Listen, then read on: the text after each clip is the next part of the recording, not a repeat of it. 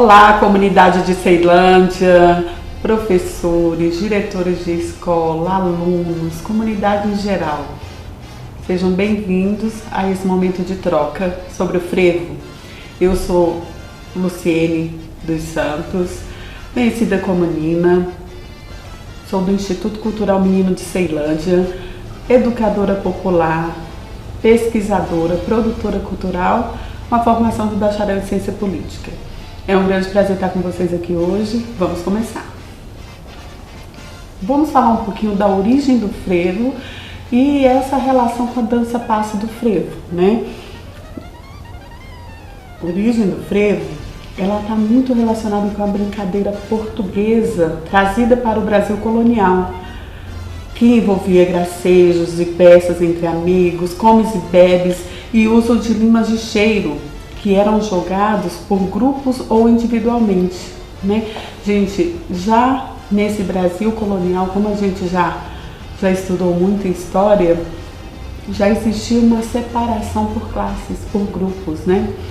Então, aquela população mais vulnerável, que nesse período eram os escravos, né, que tinham sido libertados, eles tinham o seu espaço e o seu local de fazer essa brincadeira. Então a gente começa a ver essa separação, essa divisão de sociedade aí desde um Brasil colônia, quer dizer, não começou hoje, alguns problemas que a gente vivencia na sociedade. E essa brincadeira acontecia sempre com antecedência à quaresma, né? Então vamos falar um pouquinho do frevo nessa transição, na virada do século XIX para o século XX. Né? Nessa transição, o frevo está muito envolvido, porque os trabalhadores, né, da classe trabalhadora, numa integração com clubes, blocos, troças carnavalescas, vão referenciar ali o frevo. Ele vai estar presente nesse novo momento da formação da classe trabalhadora, né?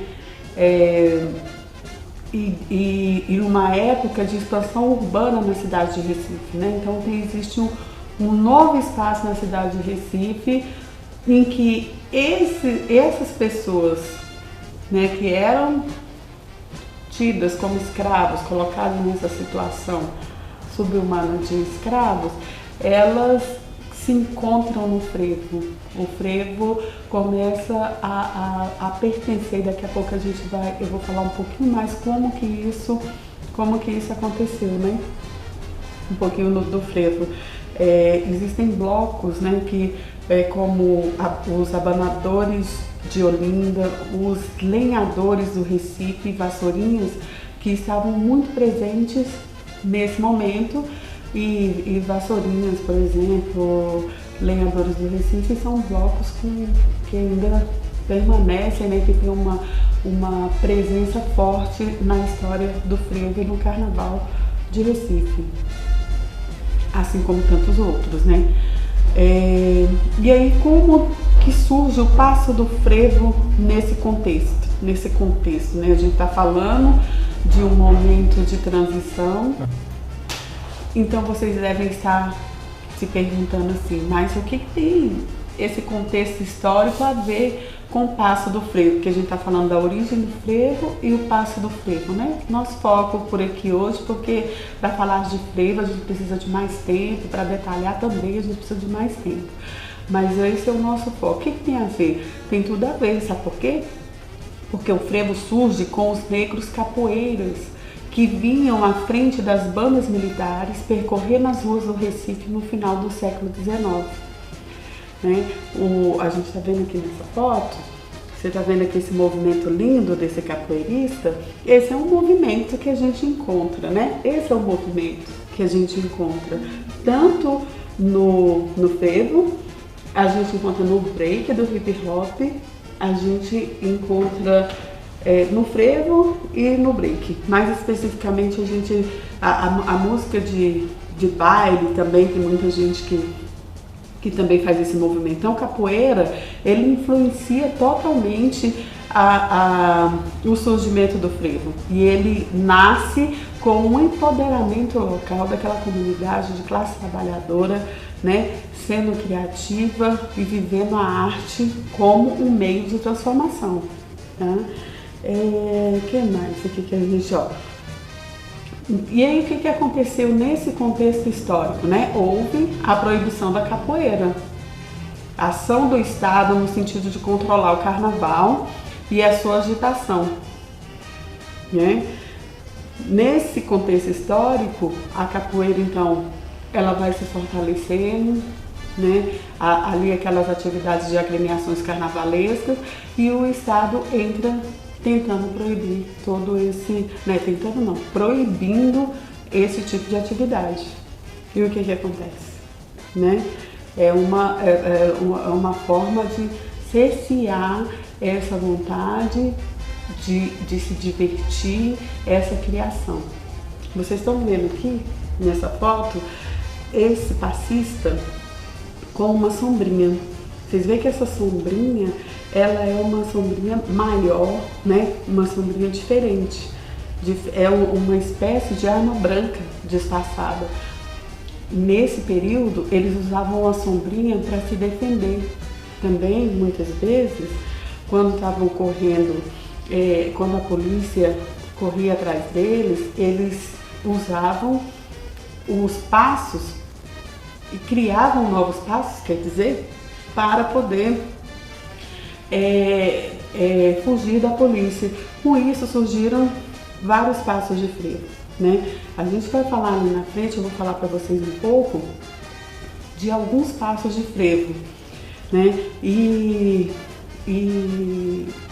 como esse período era um período do surgimento ali da classe trabalhadora muito forte, vários passos de frevo tem o nome de peças, de ferramentas de trabalho, como a tesoura, como o martelo, né? Como pisando, quebrando molas, né?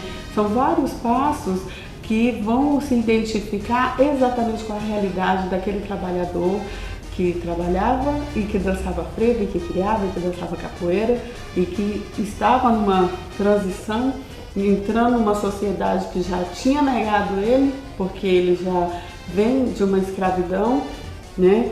Então é um momento de grande transformação na vida do povo brasileiro, em especial em Recife, onde tem toda essa investigação sobre o frevo.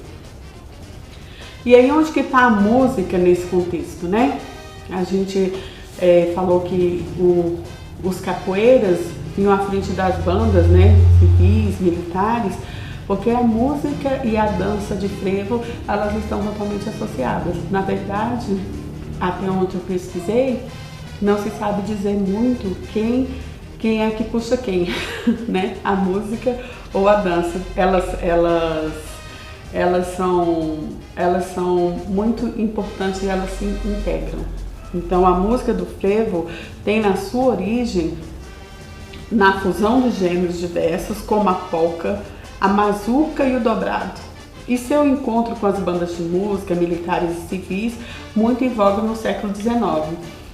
Está subdividido em 3 modalidades: frevo de rua, frevo de bloco e frevo de canção. Nós não vamos entrar muito nesse detalhe hoje, mas nós vamos ter outra oportunidade de especificar melhor sobre essas modalidades do frevo, né? No caso da música do frevo, como vocês veem aqui nessas fotos, né?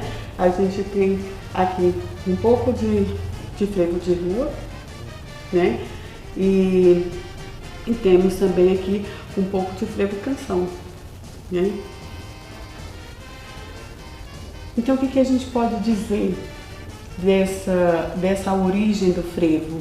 A gente pode dizer um pouco, parar aqui, fazer um paralelo dessa origem da atualidade. O que a gente pode dizer? O que vocês acham?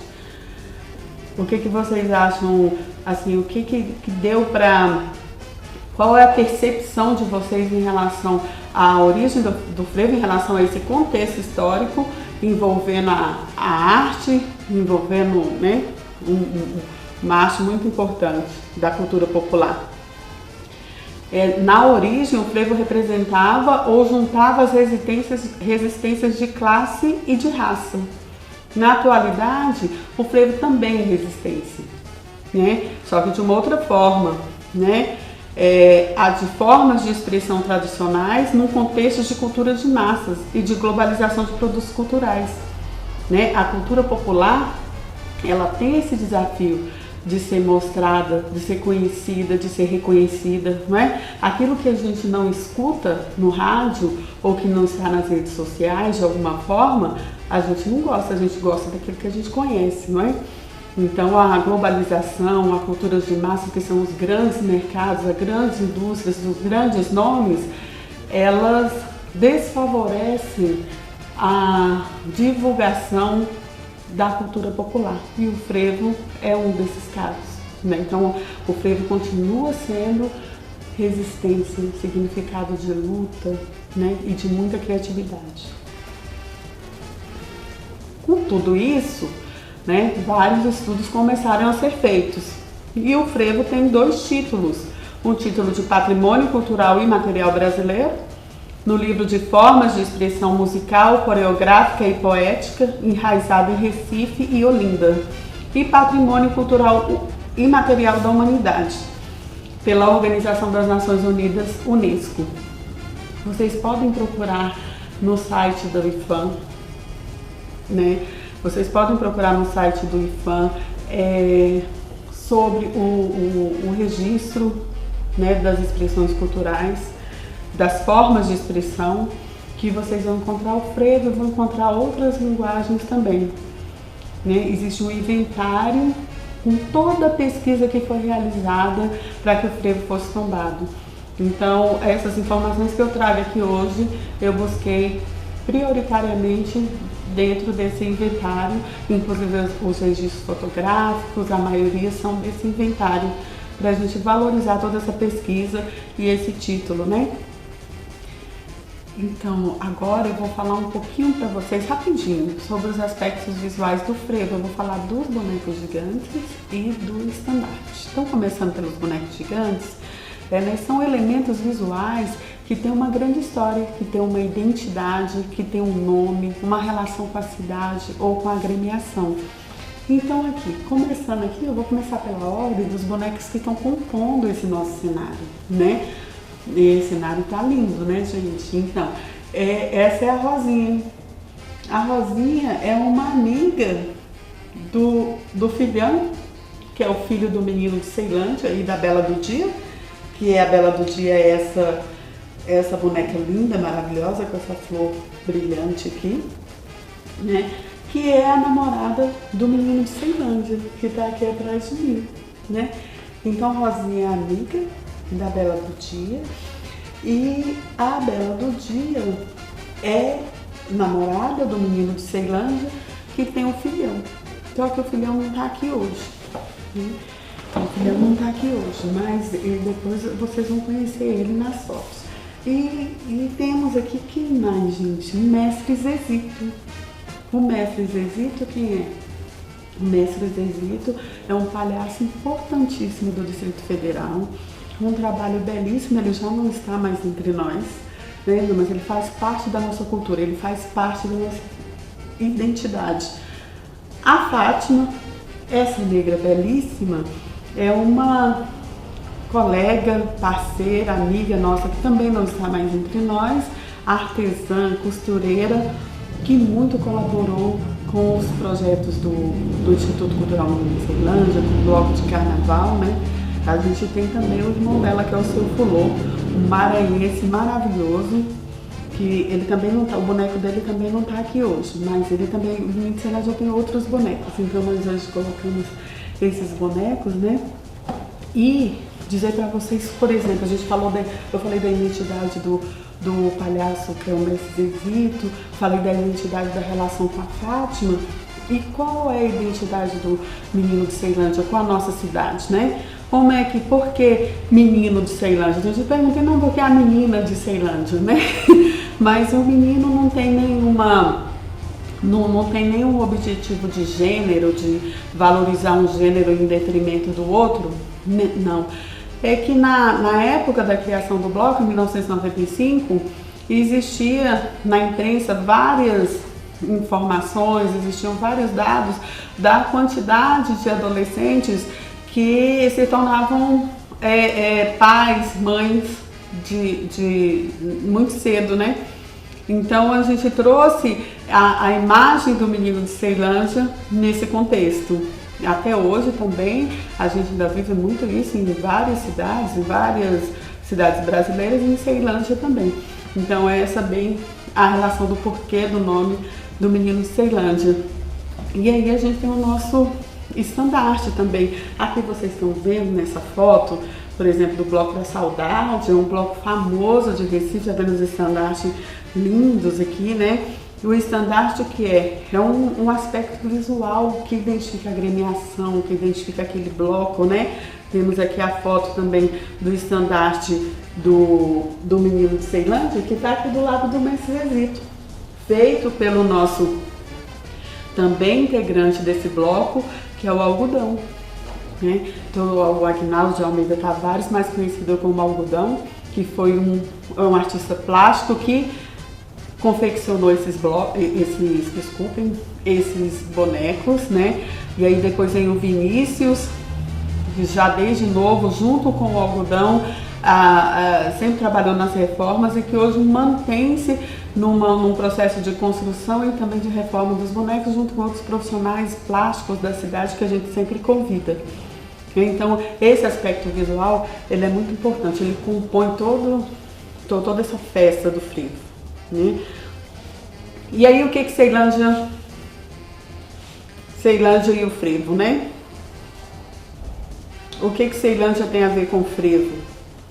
Nesse processo todo, gente, aqui a gente começa então a fazer carnaval em 1995, a gente começa a entender o frevo um pouco, porque a gente começou como um entretenimento, uma cidade que tinha poucas opções de lazer, a gente começou com essa brincadeira e a gente foi entendendo a importância desses elementos, a importância da música, a importância da dança e começamos a trabalhar nesse processo de formação, né? E aqui, por exemplo, vocês estão vendo, esse senhor de óculos aqui é o Maestro Formiga, da Orquestra Popular de Recife.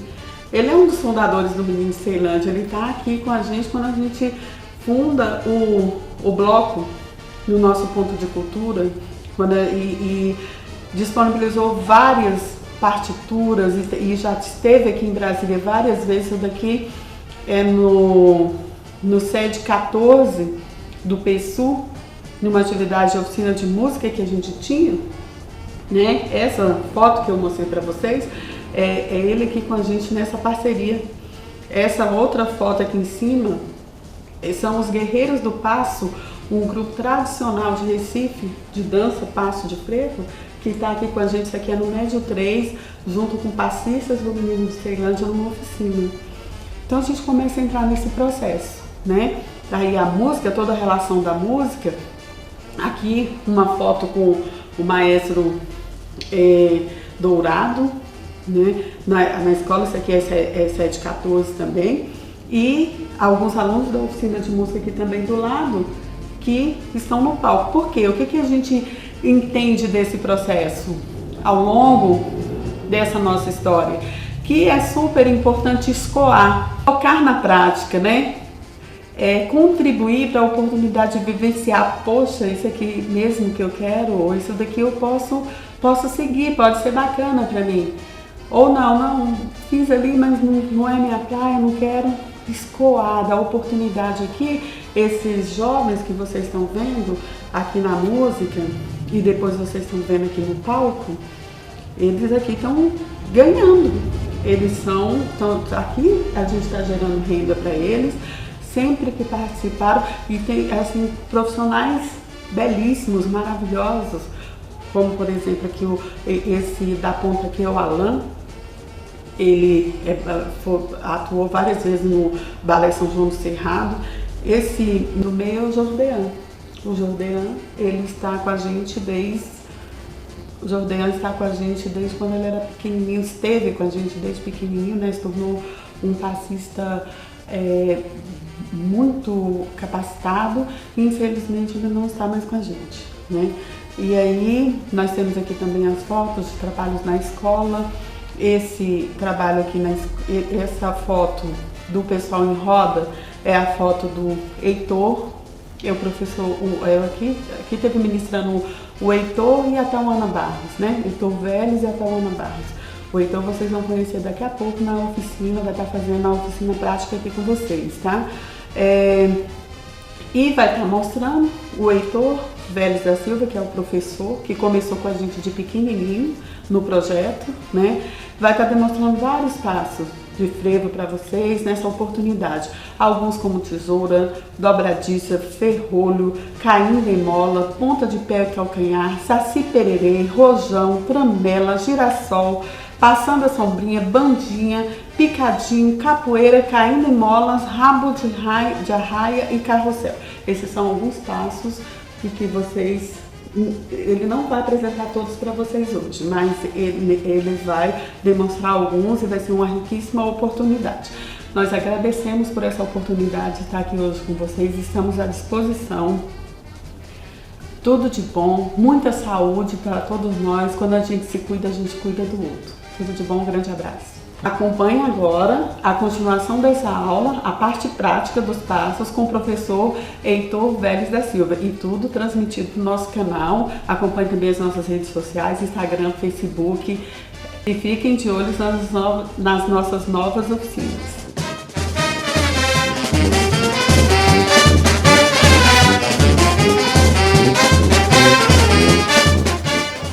Para dançarmos o frevo, precisamos ter 3 coisas básicas: a alegria, que é o sorriso no rosto, a vontade de nunca querer parar de dançar e a flexibilidade, que é o molejo no corpo. Por isso, sempre devemos começar com um alongamento. Alongamento, ele serve para evitar contrações musculares, cãibra ou até mesmo evitar um acidente durante a apresentação. Começamos o alongamento com a perna direita, levantando, contando até 10. 1, 2, 3, 4, 5, 6, 7, 8, 9, 10. A mesma coisa com a perna esquerda.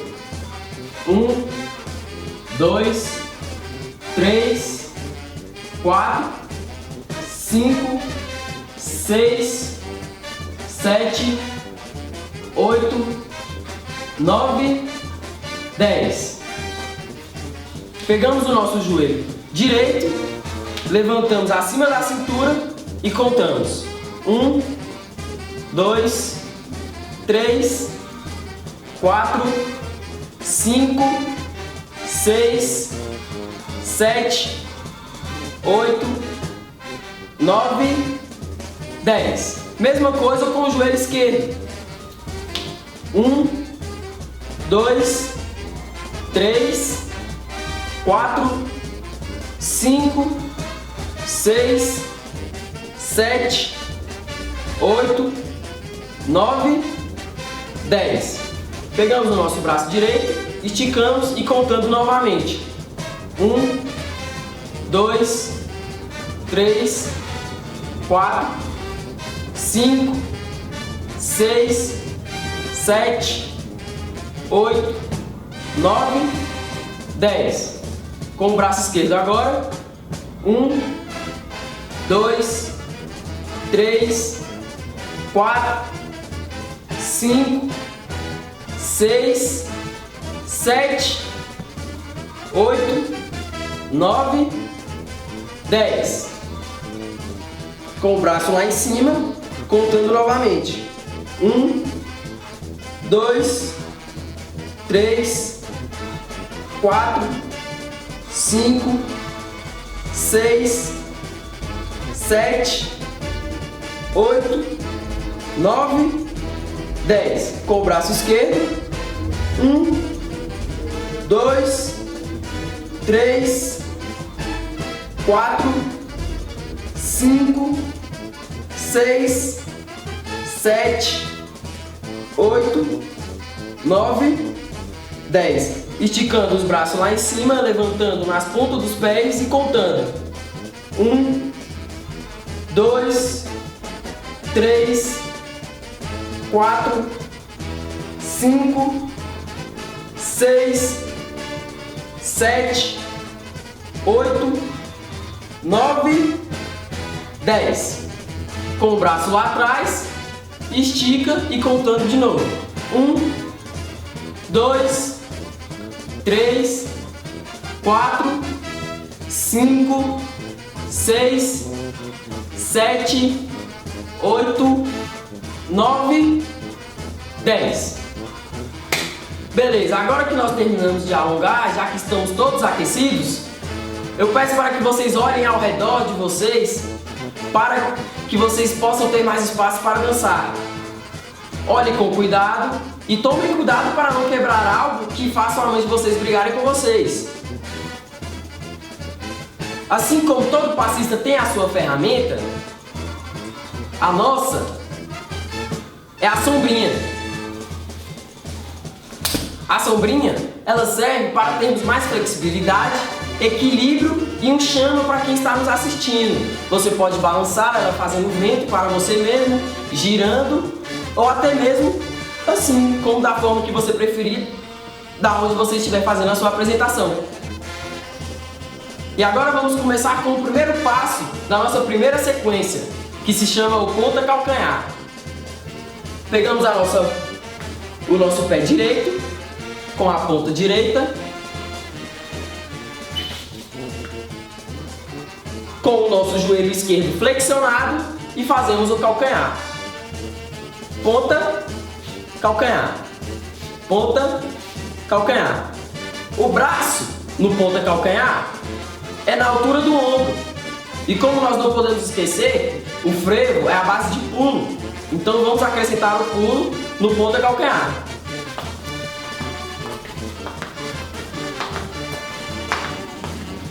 Trocou de perna.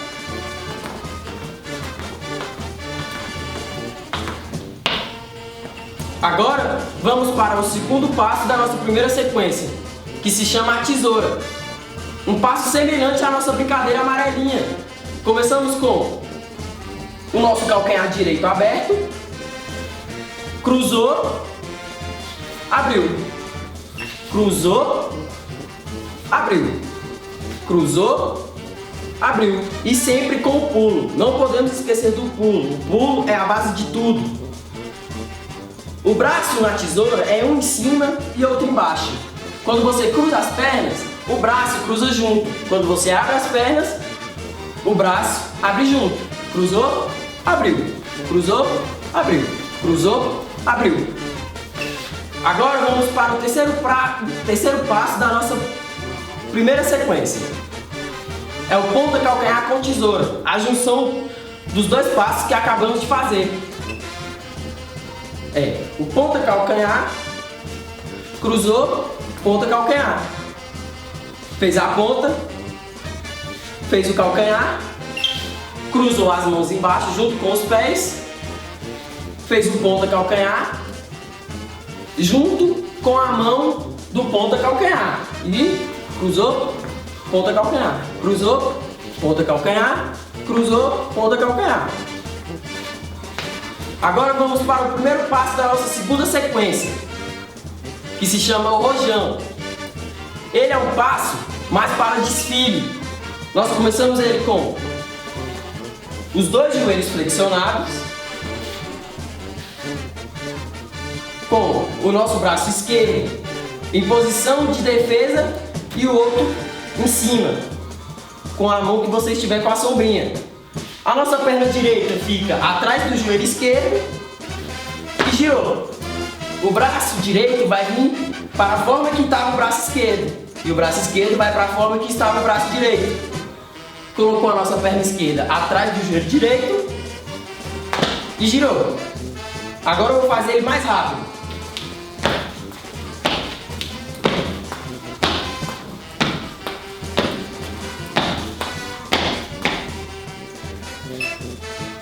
O segundo passo da nossa segunda sequência são os chutes.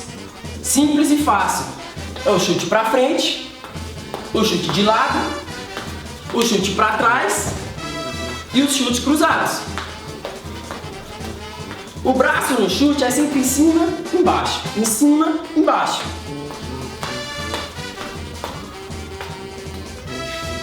O terceiro passo da nossa segunda sequência se chama o barquinho.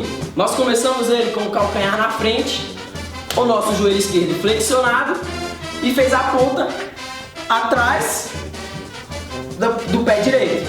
O braço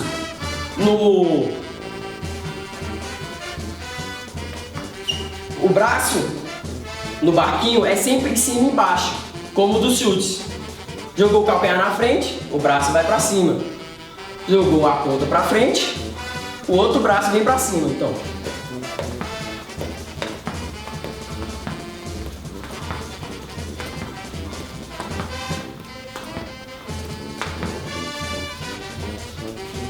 Agora, eu vou fazer todos esses 6 passos que eu acabei de fazer, todos de uma vez.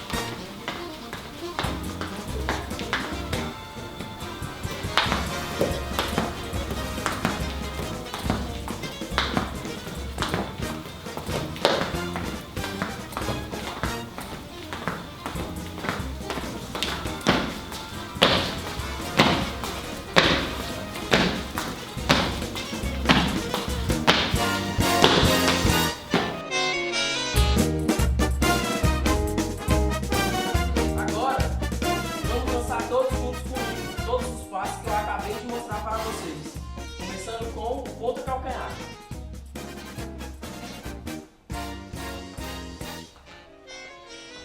A tesoura.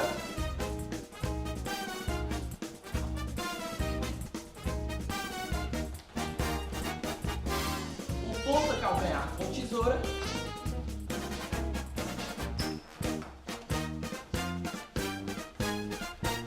O rojão.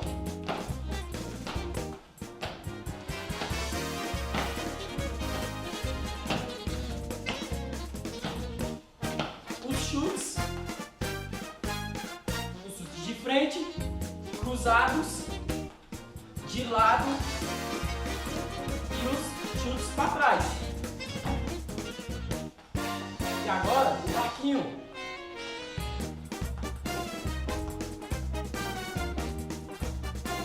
De perna.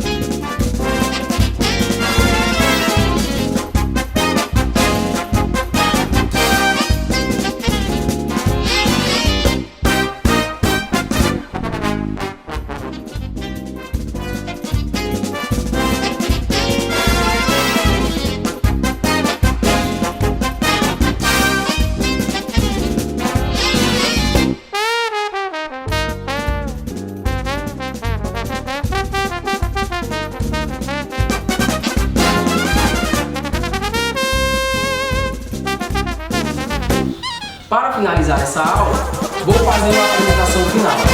Dancem comigo e me acompanhem.